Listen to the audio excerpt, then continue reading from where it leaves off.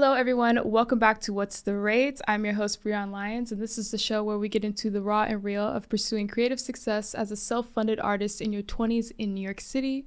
Today, I have a beautiful guest with me. I am here with actress, singer, and director Mesgana. Hey. Welcome to What's the Rate? I'm so happy to have you here. Thank you for having me. This is so exciting. Yeah. So talk to us just about your journey. You're in My Garden. What brings you here? Real Housewives of Broadway? Oh, come on. Yeah, we do our homework here. I was going to say, wait. I was like, I forgot I was in We do our homework on this show. Come okay? on. How do you know about What Brings You Here? That hasn't even been released yet. I know. Yeah. IMDb. Pro. Okay, period. From Seattle, Washington. And I also saw that you did some time in Denver, Colorado, which is where I'm from. On research. Yes. Who told you that? Where are they? The look around is Right. hilarious. Wait, also, and tell me if I am wrong. Okay. I think right. Your birthday's September 27th? Babe. So is mine. No. Real life. This is going to be a good ass. Wait, I didn't know that. Yeah. Is this meant to be? It might be. I think it was meant to be. So talk to me about post-grad life. Graduating from NYU. Let's get into it. Graduating from NYU with a BFA in drama. It's in drama. Okay. Fine arts drama. Minor in poli-sci. Come on, sexy. Yes. Come on, research. It's on the resume. Don't forget that part because I worked my ass off for that minor. Come on. And I did. And I got straight A's. So don't play with me. Come on. Don't play with me. All right. Oh my gosh. Okay. Life post grad. Are you ready for this? I am. Oh, Jesus. Life post grad. Okay. So I graduated May 2023. So a lot of people don't know this. Shout out to the people that do and just push me to push forward. But I paid my way through school by myself. Oh, wow. I obviously have loans here and there. Not as much as most people. Don't play with me. But I was able to get scholarships, appeals. But I was financially independent completely. Paying for school, going to school, working multiple jobs, 3 jobs at a time, going to school. Like doing this by myself. So come senior year, obviously there's 10 million things happening since senior year. You're finishing up your shows, you're working towards graduation, you're fitting your credits in. So I didn't really have time to work as much as I wanted to. I was in a show, and Tish kids know you're in class from 9 a.m. to 5, 6.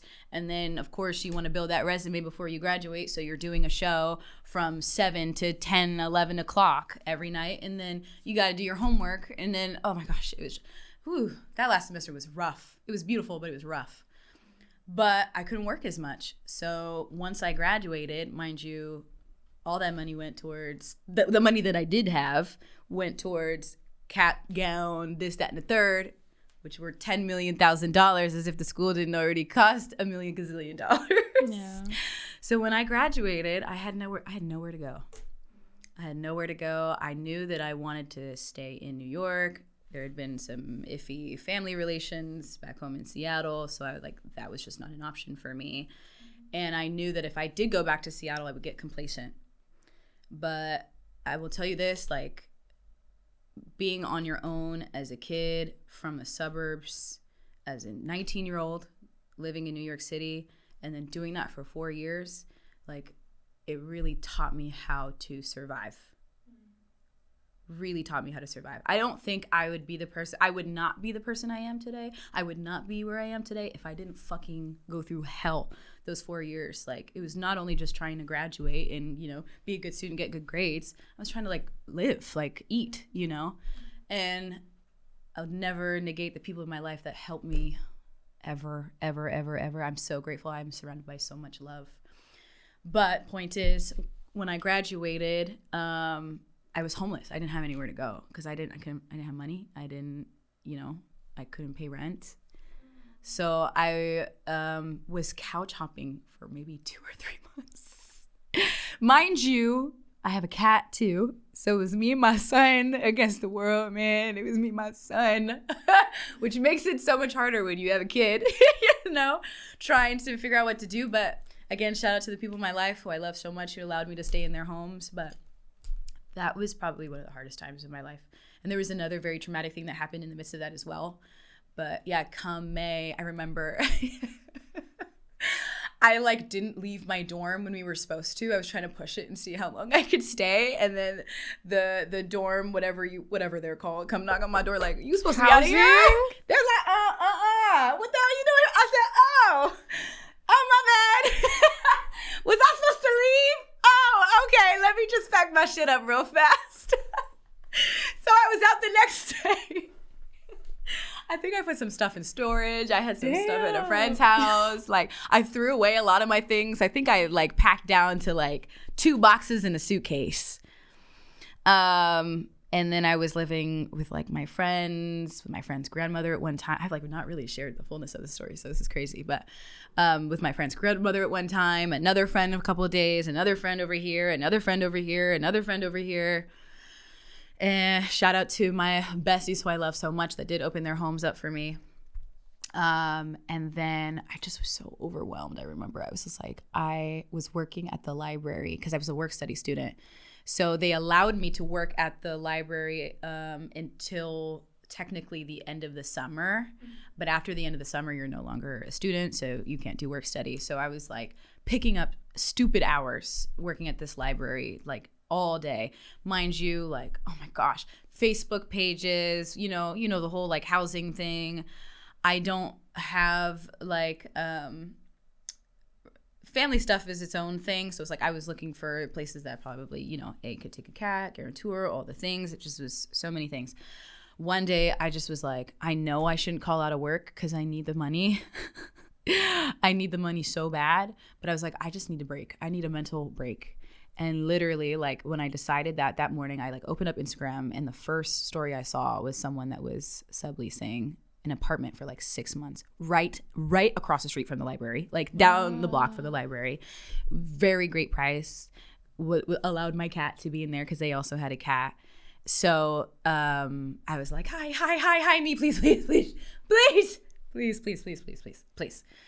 So I met with them. They were people that we went to school with.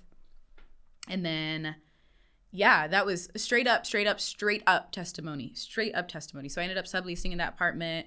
And then one of the girls at the end of the lease ended up leaving. So I was able to take on the lease afterwards and then just get up on my feet. But that was my life post-grad. That summer was hell. That summer was the worst. Like not knowing where you're going to be, how you're going to feed your cat. Like I'm a mom. I'm a mother first, right? So it's just like, oh, I don't want to give up. And there was times I wanted to. I'm like, I do have the option to leave. Mm-hmm. I do have the option to leave. And shout out to my godmother, who I call my mom. She's been my mom to me my whole life. But she was the one that was like, like, I know you can do this. You've had to survive before. You've seen God show up in many, many, many, many ways.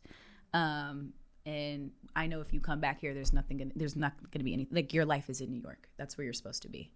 And I just was like, all right, God, where are you? Like, anytime now. Anytime would be great. And then, yeah, since then, I've been able to get a foot and then just kind of drive forward. Even that like year though after graduation is hard because now you're trying to balance actually working, paying rent and paying bills, and then trying to pursue your dreams. I know that you probably had a question like this too, but like that first year was hard. I will say like going from the summer into the fall, yeah, I would say that first year after grad, it was just like, I don't even know how to manage my time very well because I'm working all day to make sure that I can make rent at the end of the month. But I also am so tired at the end of the day. I don't want to sit there and do my makeup and do a self-tape for another couple hours. My feet hurt. I'm tired. I've been with kids all day today. Like, I love the children, don't get me wrong, but who they gonna exhaust? You. They're gonna exhaust you. But yeah, that first year I wasn't really auditioning. I wasn't putting myself out there very much. I just was trying to figure out how to pay rent at the end of the month. Yeah, me too. I was not auditioning that much first year. And people would ask me, they'd be like, Breonn, like, are you, like, how's it going? And I'm like, honestly, I'm really going through it right now. Hello. I'm just trying to be in New York, you know, and thank God I have photography because, and I think I said this before, but that income that I got from photography supplemented me just staying in New York. Yeah, and exactly. Thank God I had that skill and I was good at it, right? Yeah. And I'm grateful that I had the camera because if I didn't have that camera, dude, I don't think I'd have New York. Yeah, that's beautiful. And I wish we like gave people grace for not, you know, putting themselves out there because they're just trying to live, you know, for a moment. I understand, and I think it's great that we have people around us, and I'm grateful for these people that are like, babe, you need to start putting yourself out there more, you know, build this, build that, build that, build that. But also like just like trying to live in this city within itself is its own battle. It's its own battle, especially when you don't come from anything. It's like you're just trying to just have a little bit of a foundation, right? And I give, especially coming out of college, like just do what you need to do. Because I'll tell you this much, not a lot of people could stay in the city after they graduated. Right. How many of us actually were like, yeah, I'm going to stay here and make a life for myself? Yeah, that are doing it financially that are on their own. No shade. And that's okay. Not all of us get help from our families. Yeah. Shout out to y'all that can. I pray when I have my own children, they won't have to worry about it. That's why I'm doing the shit that I'm doing now. That's why I say no shade to them, because if I had that, I would take it. Yeah, I would. Take it. What? Less stress? I will take it anytime. Yeah. The struggle is overrated. So I say I'll hustle now so my kids don't have to. Yeah. That's what I always say. They won't have to worry about all that. But it births a different breed. It births a different breed. So I'm grateful for it. Yeah. Because I needed to be this version of myself in order to get to where God needs me to be. Yeah. And I've come to like this version of myself. Yeah. Yeah. So talk to me about how you got into that time management, how you were able to start carving out time for auditions and carving out time for your creative pursuits. Oh my God. Okay, let's get spicy. We can get spicy. You know what is actually so crazy? This is just honesty, right? It's interesting. No shade to people that are in relationships. But this is my testimony. I think for me, because my time management wasn't very strong, it still isn't strong. I have a lot of work to do. I can admit that and take accountability for it. But I was also balancing work with a romantic life at the time.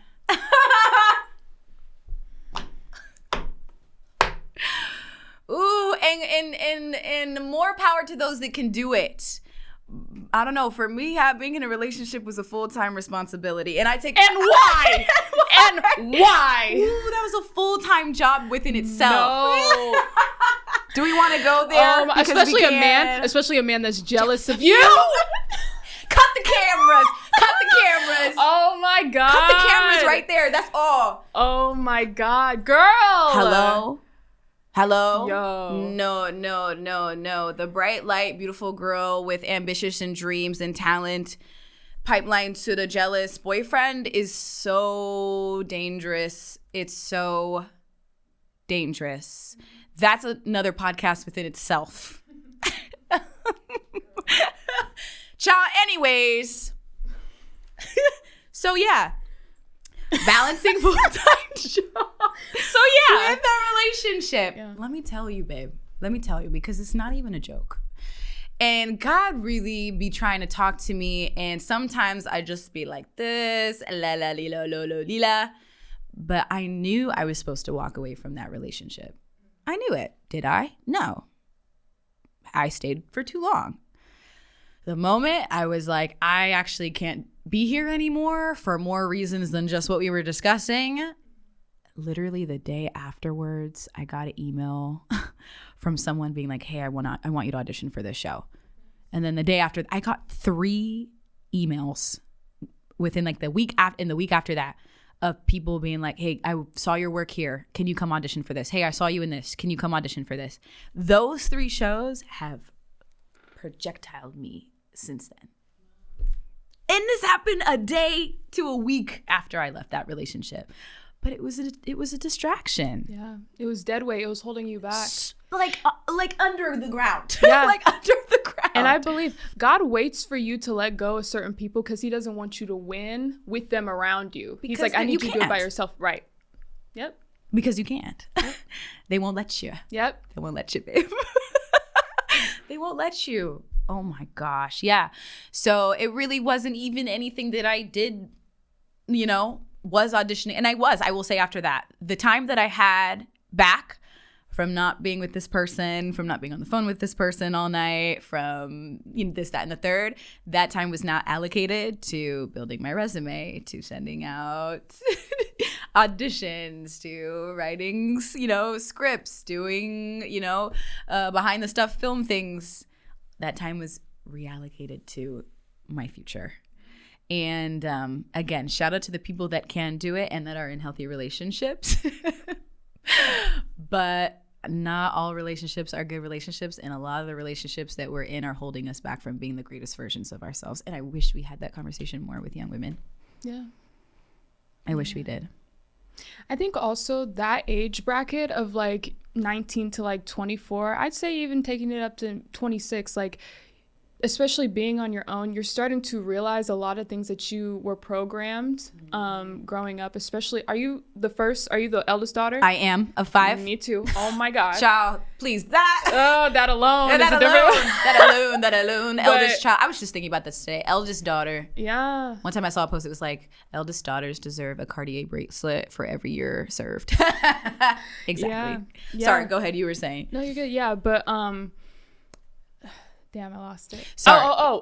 Relationships. Yeah. Because you want to be chosen, you want to be taken care of, and you want to be valued, right? So when a man comes in and plays that Prince Charming, and he's like, I got you, baby. You're so beautiful, and like, I value you, I see you, let me take care of that, la la la. It's like, oh my gosh, this is the attention and this is the care that I wanted from my mother. This is the validation that I wanted from my mother. Oh, you are speaking to me. Nah. But a lot of, especially eldest daughters, go through that. You know what I'm saying? Because all eldest daughters want are to be seen, to be valued, and to be taken care of. Without having to ask. Can we add that part, please? I think a lot of eldest daughters, their love language is acts of service. And I didn't know that until I got older. I didn't know that. I thought it was physical touch. I thought it was quality time. And quality time. It's acts of service. It's acts of service. It's acts of service. I could scream right now. I could scream right now so loud. That's so true. It's acts of service because we are constantly taking care of everything and everyone around us. And I don't know, sometimes it just feels like no one's like, hey, what do you need? If someone asked me that question, I think I would lose it. But I've gotten to build that for me. Now that is what love looks like. And I will have to say, like, my circle is definitely filled with people that are like, hey, Mesgana, what do you need? How can I help you? Nice. But especially like not having to ask. Child, oh my gosh. Yeah. Eldest daughter is its own. Eldest daughters are the realest niggas out there. The realest man I've ever met is an eldest daughter. Yeah, that's so funny. Oh my gosh. Let's get into a barrier that you feel like you constantly have to push past every day throughout your creative pursuit. The biggest one that was holding me back was believing that I deserved it. That I deserved to be here. I think it's still a fight that I have. I don't know. It creeps in weird ways. And even when you're like, oh, hold on, I think I am the shit. I think I really can do this for real. I think I've come to realize maybe it's things from my childhood, from my past, relationships, platonic, romantic, those little voices in the back of your head that kind of just still linger there. That's why it's like, oh, it's so important how you talk to people because, your words really do affect people. And I think some of those words that were spoken to me did affect me. My biggest barrier was believing that I deserved it and believing that I was good enough. And trust me, babe, like where I am now versus where I was a year ago is drastically different. Drastically. Sometimes I'll do something or I'll say something and I'm like, oh my gosh, me a year ago would have never done that. she would have never said that. She would have never bet on herself. Like, she would have never done that. And I just be like, oh, okay, I'm building it brick by brick. I'm building it. And something I learned within that as well is the way that you speak to yourself is most important. And even in moments where you may not believe it fully, just say it. Because there is so much power in the tongue. There's so much power in words. And even if you don't believe it, just say it. I'm the shit. I can do this.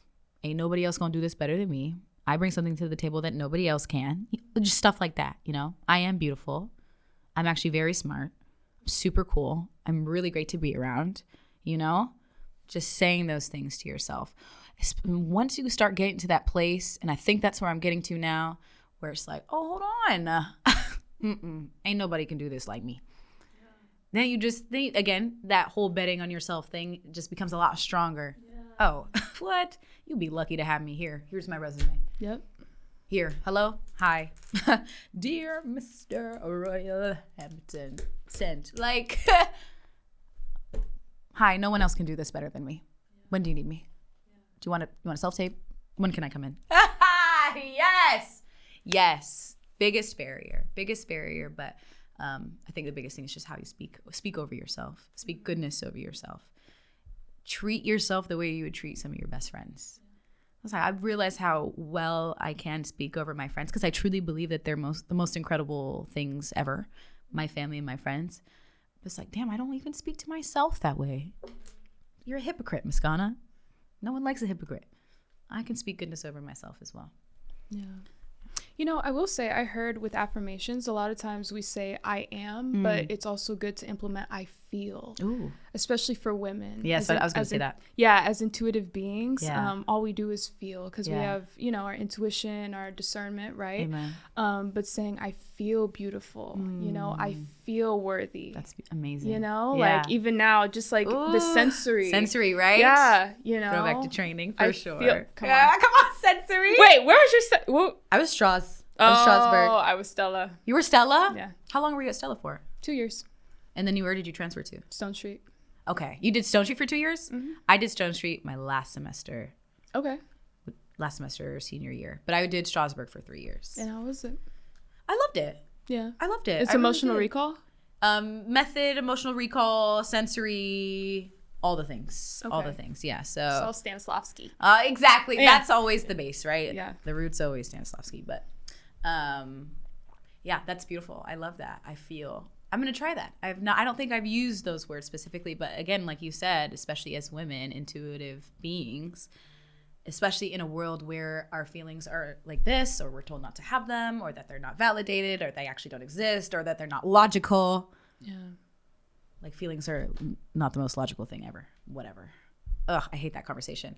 But they are. Feelings are very real, and they are so important, because they will protect you, especially as a woman. Your discernment, it will always just try to protect you. So do you have a project or a moment when you began to see a steady rhythm in your career?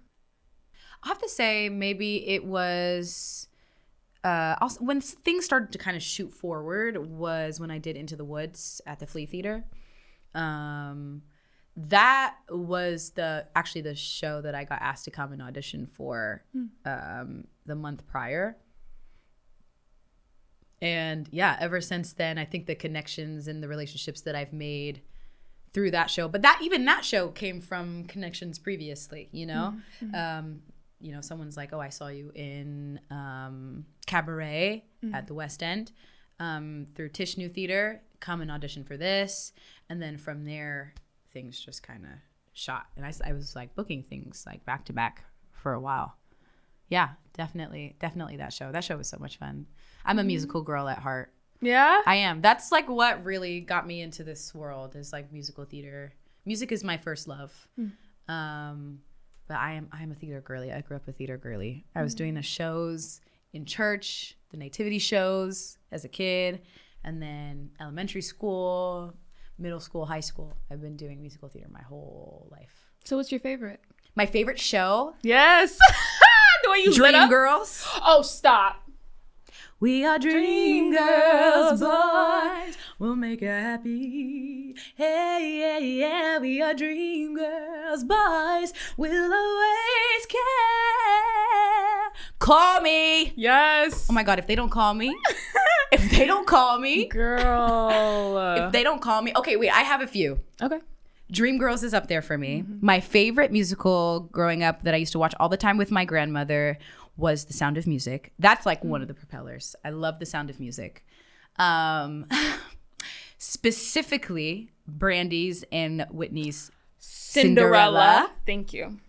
Oh! Thank you. The story of a young black girl. I know! That's where it started. That's where it started. Yes. What? That changed my life. That movie changed my life. Specifically, Brandy Whitney's Rogers and Hammerstein's Cinderella. 1997, the world was never the same. Like, yeah. I was just listening to Whitney yesterday. Yeah. Sometimes you just gotta put her on, and then everything feels like it's gonna be okay. Yeah. I love Whitney. There's no voice like it. That's why she's called the voice. Yeah. We miss her. Yeah. How'd you go about securing your representation? Girl, I don't have any. Still? To this day. That's crazy. To this day. That's crazy. I did coming, I would say like fall of 23. Oh my gosh. I'm not going to blast them. But it got to a point where like they were doing some sort of like trial run with me. I don't know. Something like that. What do you call it? Not a trial run. Something like that. Not you on a probation. With something like what? Child. So they just never hit me up for anything. They wanted me to build like my Actors Access and they were like, say, do this, do that. They just didn't book me for anything. Then I get an email like a couple months later from them and they're like, hey, we're like thinking about cutting down our rep. We'd love to just have like some time to meet with you. Let us know when we can call you. Shorty calls me. She's like, hey, Mesgana. I was like, hey. She's like, what's up? It's nothing much. She's like, so what are you doing? What are you working on? Oh, I've been working on this. All shit. I'm booking myself without an agency. Mm-hmm. Oh, okay, girl. Well, let's start seeing what we, girl. Oh, nah. No. Wow. No, I'm already booking ish by myself. Mm-hmm. And it's like, if I want to have representation, which I do, and we can have a conversation about that. That is my goal going into the next year. I would like representation in agency management. You know, that's my biggest goal going into this next year. Because they can get you into doors that you can't get into yourself. That's just the truth. That's a matter of fact. But it's like, if I really can believe in my ability, I want someone behind me that's like, I see what Mesgana's doing. She's obviously can do this by herself. She will do this by herself. She's booking left and right. Like, let's like we see her for who she is. And I want someone like at times to even believe in me more than I believe in myself. My agency's like, yeah, we got this girl. We got her. And it's the betting on yourself thing. My mentality now is whatever agency has me, it's a gift that I'm there. You're welcome. You want to make money? So do I. We can all make money together. Hire, like, put me on. Put me on, you know? That's my mentality now. So that's the goal. Child, I've probably sent stuff. This was like maybe like a little bit before my resume has even built up. I was sending stuff left and right, emails. Like, I'm like, I didn't even know how to template the emails. I tried everything from greetings to what's up, girl? Like, how do you approach it? Yeah. You know, it's like you have to write the perfect email so it catches their eye. Like, what does that even look like? Right. But I don't know. Maybe it just have to be like another moment where it's a word of mouth thing. Yeah. Or a referral. I don't even really know how people are getting their representations, if I'm being honest. Yeah, honestly, me either. And the only reason why I say still, because everybody's in their own timing. Right. Amen. But the reason why I say still is because, dude, you've done so much, just like you said. Girl, I thought ain't nobody want to call me? Dude, okay. I thought you were a rep. That's why now, too, especially now would be a great time to be represented. Hello, because I need to get in the room for Dreamgirls. Yeah. I need to get in there. If it's not now, it's later, but it's going to happen sometime. In Jesus' name. Thank you, God. So you say you're a theater girl. I'm a theater girl, but listen, like once I got into NYU, college really expanded everything for me, which was important for me because NYU, I feel like it's like a school that doesn't specialize in like a concentration, like a specific thing, they really do try and prepare you for the field. Training wise, yeah, like as far as the like specifically what you go there for, yeah. But in terms of like negotiations, contracts, and things like that, I wish that they would have given us a lot more on that. No, that is a conversation I've had with my godmother 1,010,000 times. That's I know what you're saying. Yeah, that's a separate conversation. NYU, for how much you're paying. For how much you're paying and for the recognition NYU Tisch School of the Arts has, you should be providing your students with some sort of a business background. Why do we not know how, like, why do we not have an agent coming out of college?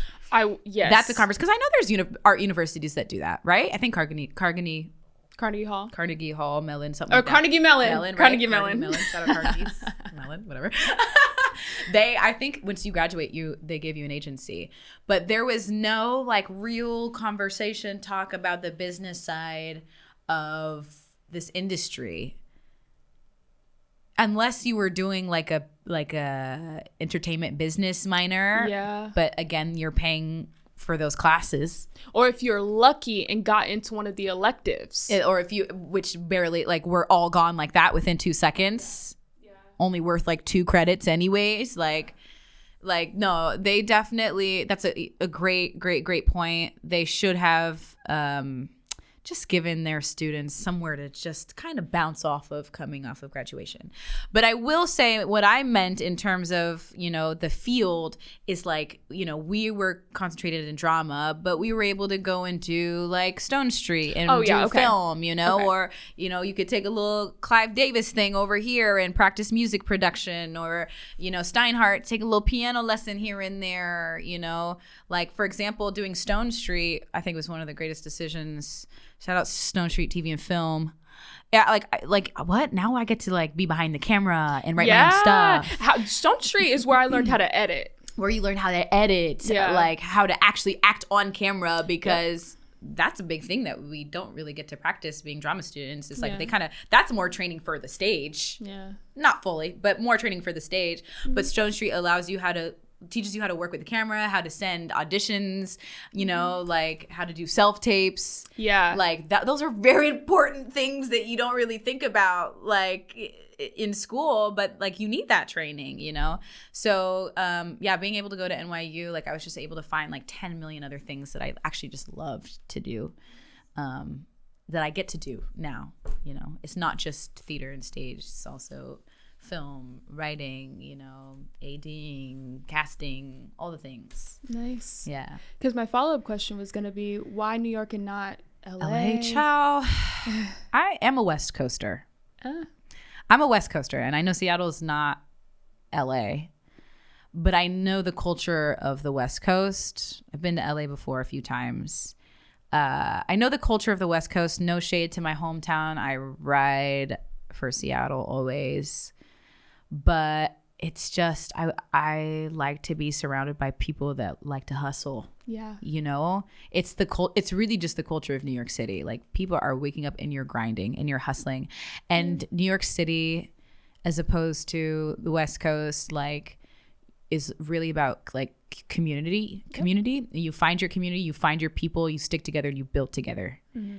As to like the culture in LA, maybe this is not always true, but I hear about it all the time, and it makes sense to what I've seen and what I've grown up around. People are very, what can I get out of this? What can I get out of this? What can I get? Yeah, transactional. Relationships are transactional. That's what I'm trying to say. Versus here, it's like, actually, let's do this shit together. We make bread to break bread. Yeah. And hey, I got this thing going on over here. You want to come and join me? Okay, bet. Hey, they got this audition going around. I think you'd be fantastic for this. Hey, I'm filming this. I think you'd be great for this role. Yeah. Like, now you just start kind of building your own team. Mm-hmm. And you just grow together. I think that's so beautiful. Mm-hmm. And everybody's hungry. Everybody's really hungry for this shit. Everybody. Mm-hmm. At least, not everybody, but you are allowed to create the circles that you're in.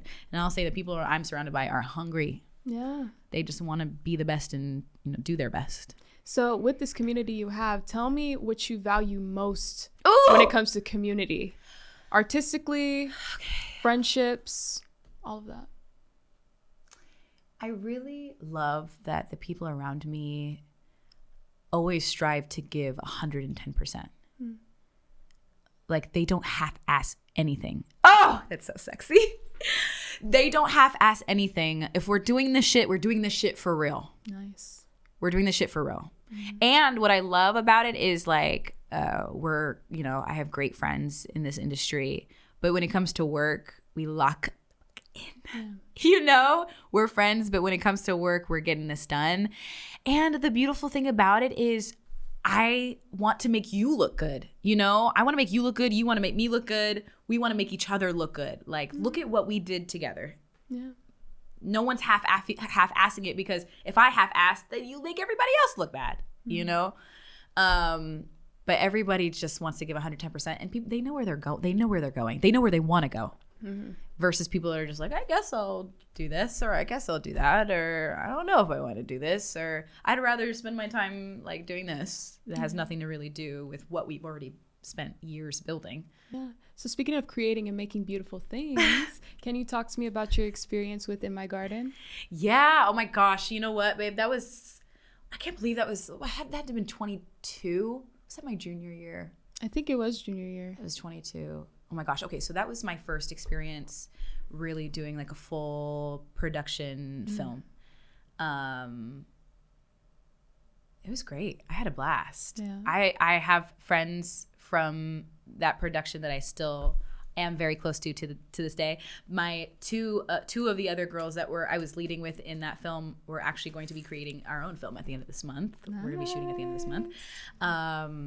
So it's just, again, like, isn't that so cool? Like, we started our own cute little short film. It ended up going to the Chelsea Film Festival here at the AMC Theater. No, not here. Down by Union Square. That wasn't the AMC. That was the Regal Movie Theater. So we all got to go to the movie theater, and I was like, oh, so cool, because that was the movie theater we all used to go to in college to watch some of our favorite releases. Yeah. And now we're at this movie theater seeing ourselves on the screen, and we're just like we're just freaking out. Oh, it was such a beautiful experience. I'll tell you what, though, that set definitely set the standard. Yeah. Shout out to that whole team. Like, set the standard of how things are supposed to be run, how set looks like, respect within, different departments. But yeah, even in that film, everybody gave 110%. We just had a blast. It's just like, a story about young Black girls. Like, come on, we can tell that story. Yeah. We could tell that story. We just had a blast. It was so much fun. Nice. Really nice. Yeah. So getting into the singing aspect. Hey. I know we touched on it a little bit. Yes. But I want to get into this tour. Yes. So tell me about how you got it, and also your experience. Yeah. Okay, period. And also what this tour has taught you about yourself. Woo! Okay. So thank you, God. This was one of those connection moments. A friend of mine named Timmy Dre, a fantastic producer, artist, singer, he and I met through African Student Union at NYU 2021. Oh my gosh, child, I don't know. Everything's blurred. I think it was 2021. So we met a long time ago. We was kids, and we ended up just working on some music together. We just connected through music. We developed like a good friendship, and then one day, it was April of last year, he's in the music scene, the Afrobeats music scene. He's played bass for Tiwa Savage, so he's like in that scene.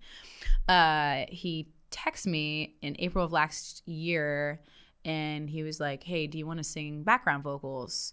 And then just sends me a video of DeVito, but doesn't say it's DeVito. I was like, don't tell me you're asking me to sing background vocals for DeVito. What the fuck? Do I want to sing background? Hell yeah. What are you talking about? What is this? Are you saying it's for DeVito? He was like, maybe. I don't know. He's like, I can't say much now, but I'll give them your information, and you'll probably hear from them soon. Right? Praise God. So the music director ended up calling me and just kind of did like a little interview. It was like, hey, like Timmy Dre gave us your information.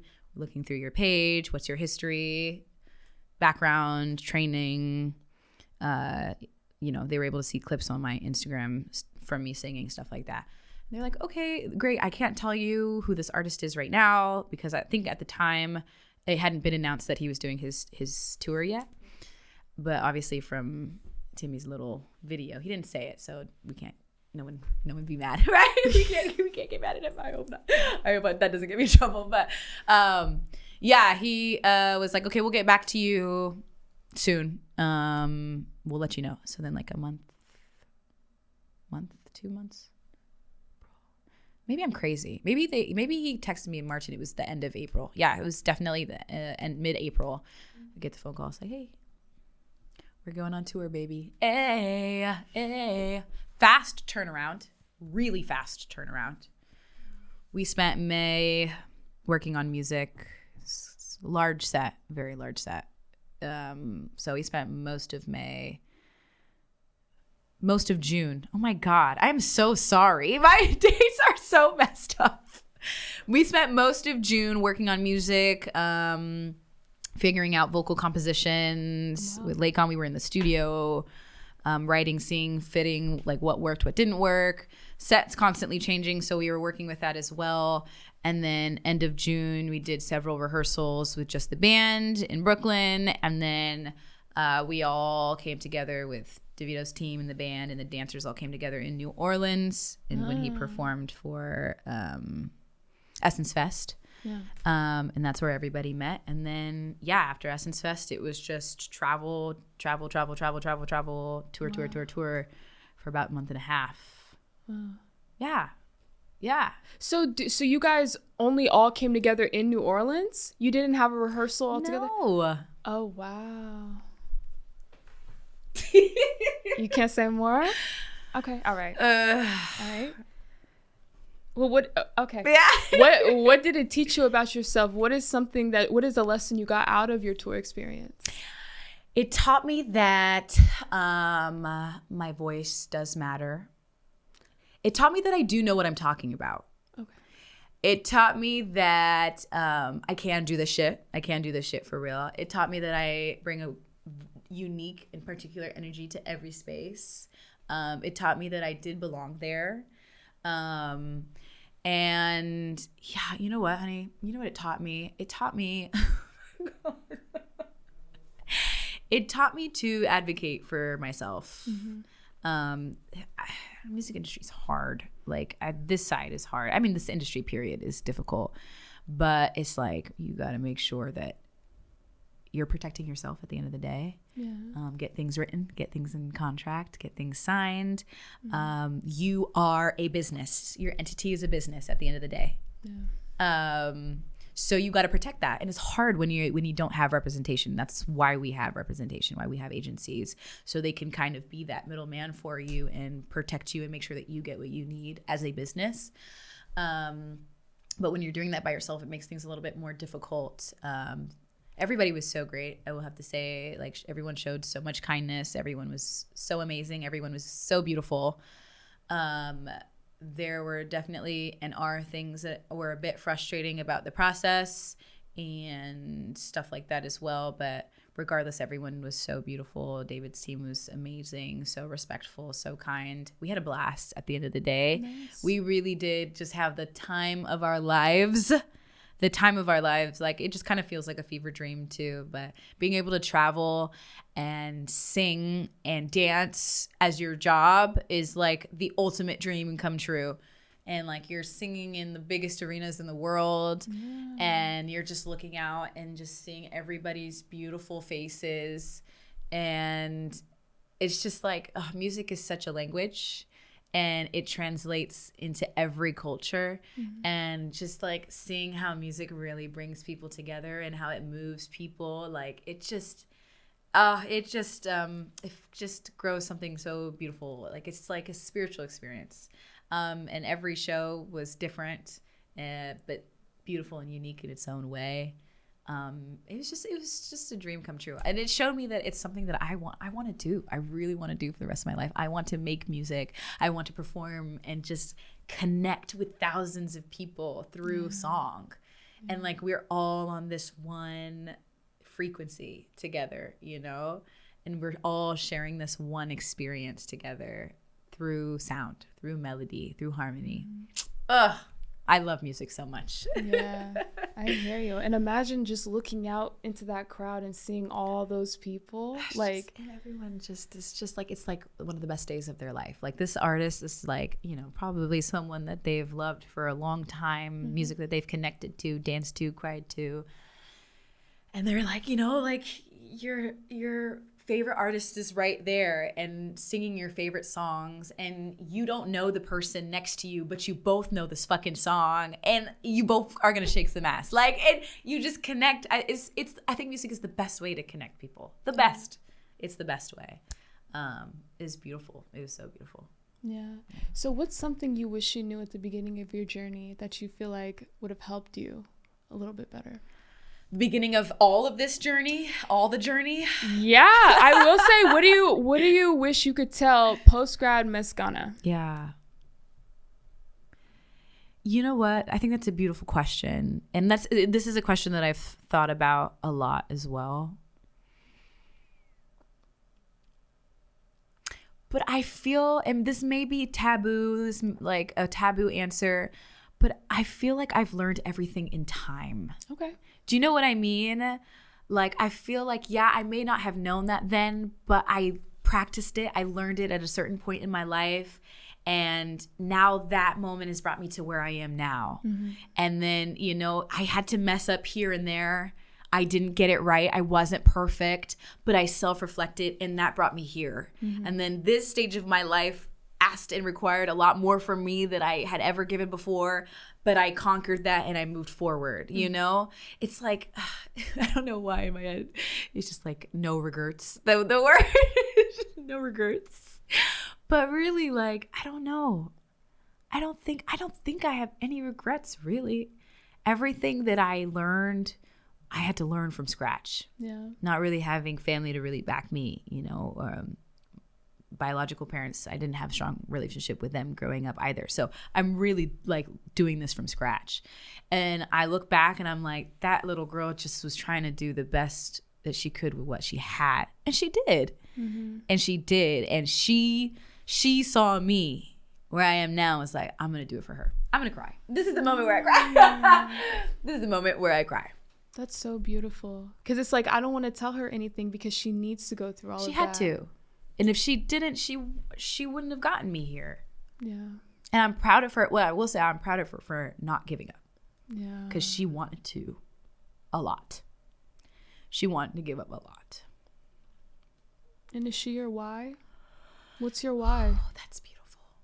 That's a good question. I think she wasn't at first. Sorry, can I have a tissue?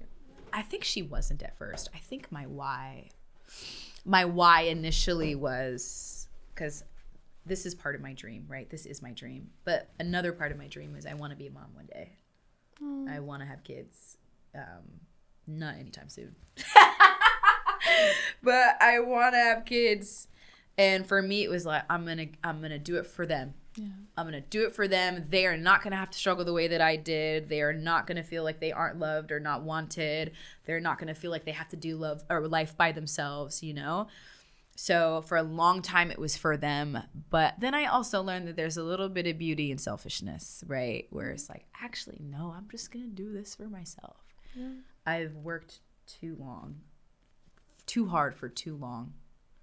And what that girl went through, nobody deserves it more than she does. And she could have given up. She really could have. And it would have been like totally understandable. But she did it for me. Yeah. And I'm going to do it for her. The older version, the 28, 29, 30 version of myself. I'm going to do it for her. Girl, I got you. Don't you even worry. The younger version of us, she really had me. So I'm paying it forward to you. Yeah. Girl, you're breaking generational curses. And in Jesus' name, that's my job. Yeah. That's my job. Oh, we could really go there. That's it, babe. That's what it is. You are. That's what it is. But that's part of it, right? It's like I can say I'm doing this for my children, but I'm like, what kind of parent will I be, you know, if I get to that point in my life where I'm like, I did all of this for you, you know, I did all this for you. I did this all, like, yes, in a good way, right? But also, I want to live by example. Yeah. I can look at my daughters in my face and be like, I did all the things. I waited for you. I had time for you, but girl, I did this. I did that. I was singing on stages with one of the greatest Afrobeats artists in the world. I followed my dream. Oh, I did some of my favorite musicals also.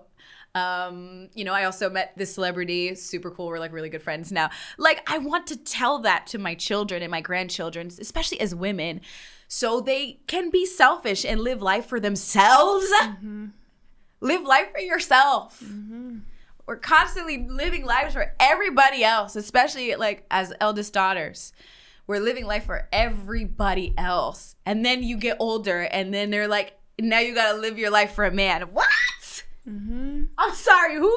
And then you have to live your life for your kids now, and you resent them, and the cycle starts again. That's it. I don't, and I'm not letting that happen. I'm not letting that happen. I'm going to say, yeah, I decided to have you when I was ready. Yep. And also look at all these really cool things that I did. You go do that. Yeah.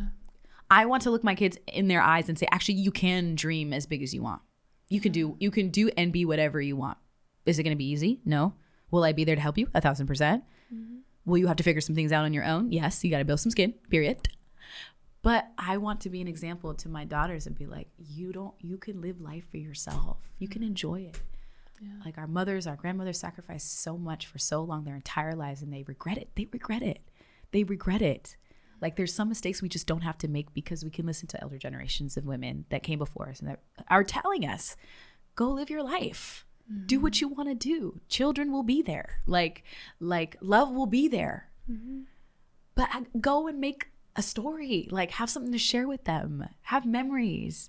Yeah. Do everything that you want to do. Because you can. If it's not me, then who's it going to be? Then who's it going to be?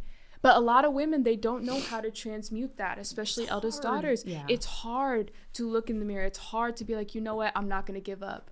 I have to do this. I have to reflect. I have to do the shadow work. I have to be better than my mother. I have to beat the stereotype. I have to, you know what I'm saying? Mm. And to step up to that challenge, it's hard to work on yourself. It's the hardest thing you'll ever have to do. Yeah. Because the thing is, the odds are stacked against you. Yeah. Left and right. Mm-hmm. Childhood affects you. Relationships affect you. Life affects you. Mm-hmm.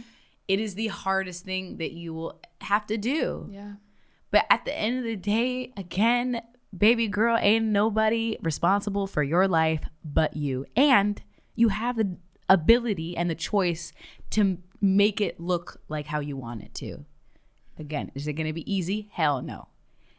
Will the enemy come after you? Absolutely. Mm-hmm. Absolutely. But at some point we got to look back at the generations before us, at our mothers, at our grandmothers, and be like, enough is enough. Mm-hmm. Enough is enough. Enough is enough. Yeah. They're tired.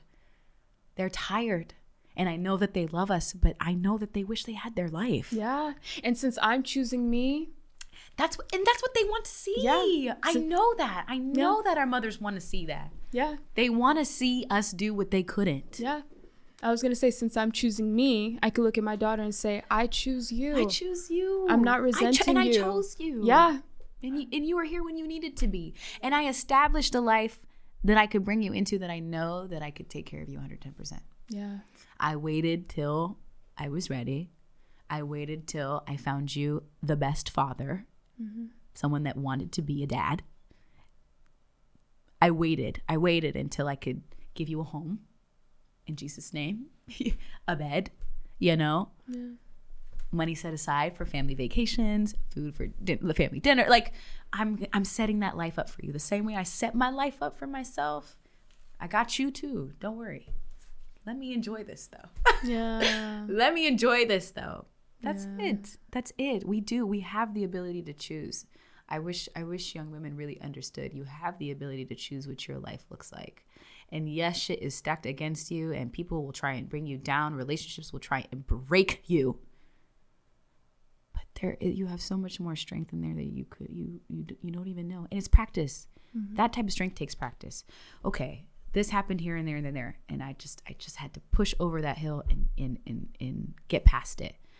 And then the next time another mountain comes, it looks a little bit bigger, but you did it before and you survived by the grace of God. Thank you, Jesus. I would not be here if it wasn't for the Most High. I would not be here. I would be in the grave somewhere. It's literally. But then another mountain comes. It's like, okay, I got through that. By the grace of God, I can try and push again. Another mountain comes. I've been through 10 mountains before. I can do it again.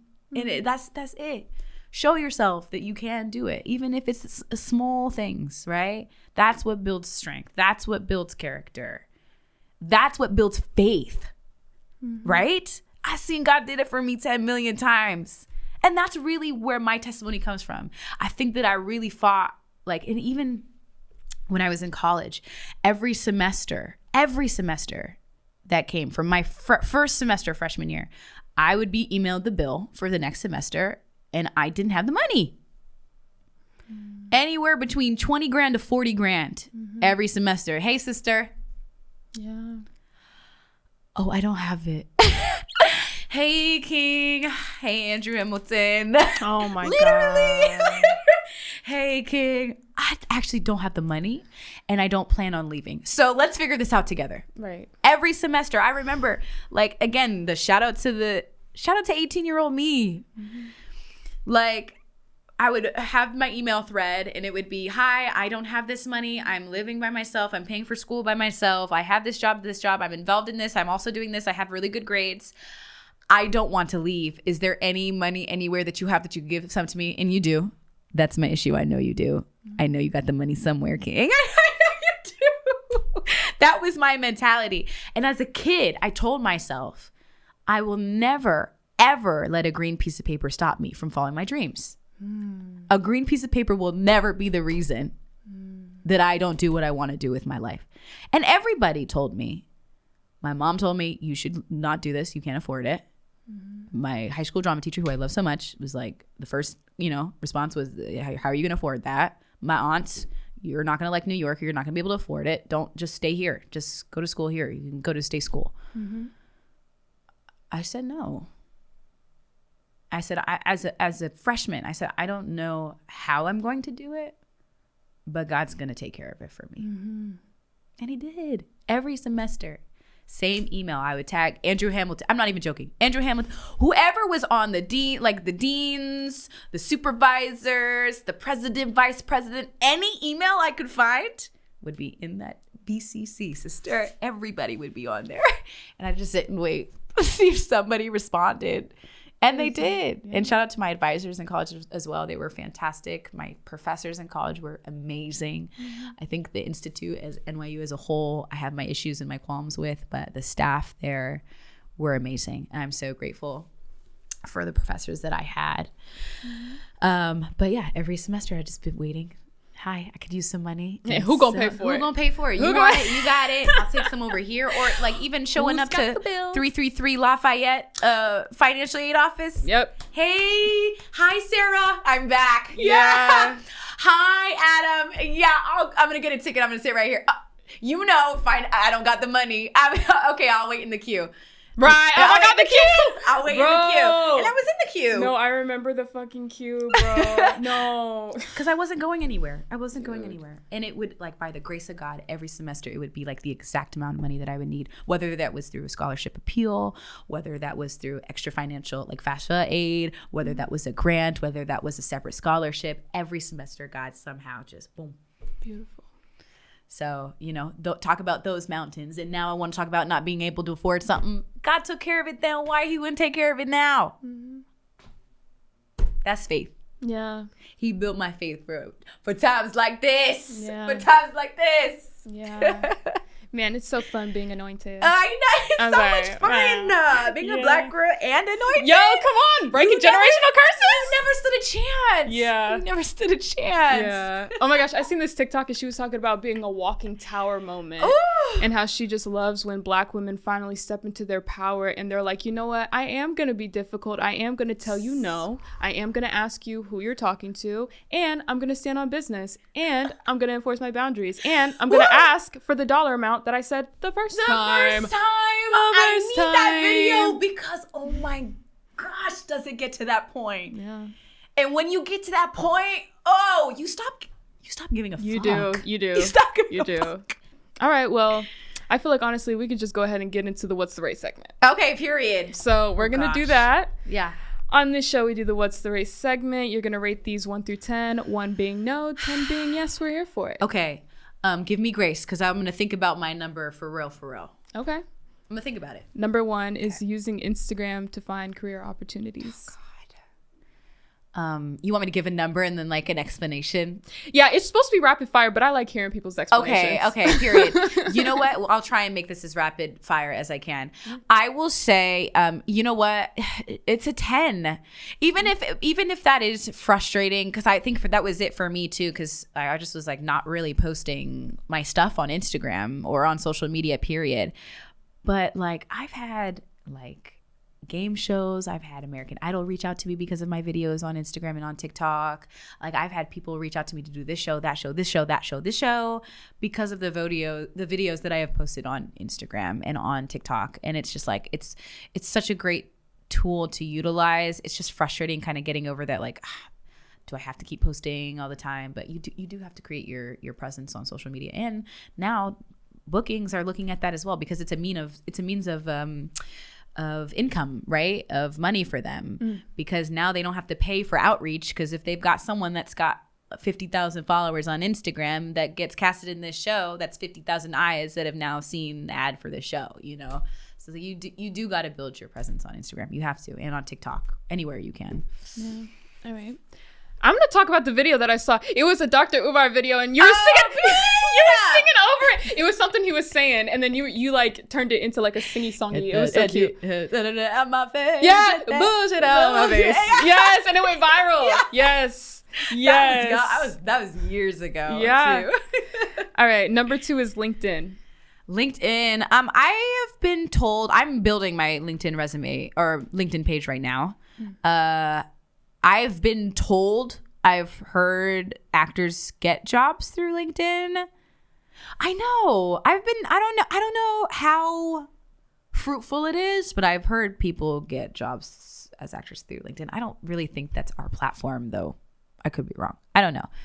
I say do it if you want to. If you don't, it's not really that big of a deal. We'll say 5. Okay. Always saying yes. Always saying yes. I'm going to say 1. Maybe 2. Okay. No, you don't have to always be a yes man. You don't. Sorry. I'm going to say -1,000. Sorry. Listen, because no, like you don't always have to say yes just because. No, it's okay. I'm here. Listen, I'm so serious though, and that comes from my heart, because you don't. I know it did. That did come from my heart. -1,000,000. Oh my god! Because no, like you don't have to say yes to everything. No. Yeah. Oh my gosh, it's a job opportunity. Yeah, but does it serve you? Like, does it serve you? Number 4 is mentors. Mentors 10. Yeah. 10. You like, we really don't do this all by ourselves. Shout out to the mentors in my life, both men and women, red, yellow, black, brown, purple, orange, young and old. Like, shout out to the mentors in my life that have believed in me when I didn't believe in myself, that have taught me things that I could never teach myself, that have been my cornerstone for me when I didn't have any. That extended a helping hand when I needed it. My mentors are everything to me. Everything. I am so grateful. I would not be here if it wasn't for them. Thankful for the people that love us and they don't ask for anything in return. Like, it's not a cost thing. It's not a transactional thing. Like, they just give it because they love you. 10. Mentors are 10. Shout out to my mentors. Love you guys. Beautiful. You already spoke on this, but non-paid projects. Yeah, we're gonna reiterate this again for this one. Wait, what's the scale based on again? I'm saying 1 through 10. Okay, well, so we'll say half. We'll do 5. We'll do 5 for that one, and I'll reiterate it again. If you love the project and it doesn't pay well, I would do it, because those projects can also make you connections, right? Yeah. Mm-hmm. You meet people there, and they'll take you with them. This, that, and the third. If you don't like the project very much, but it does pay well, take it. You can build your resume. You get paid doing art, whatever that is, and figure out how to make it so you do love it. If you don't like it, and if it doesn't pay well, don't do the project. Yeah. All right. Number 6, working your way up. Waking my way out. Work your way up. Yeah, 10. Last one is fame. Fame. 10. Did you remember that video on Vine where that little girl said, I want to be famous? Yeah. That's me. That's my mentality. I want to be the Beyonce of my own world. Period. I love Beyonce. And I love Beyonce. Now y'all niggas gonna see me. Period. 10. 10. I love I want to Beyonce. be a star. Like, yes, man. Oh my gosh, Beyonce is the standard, bro. I love her. Beyonce.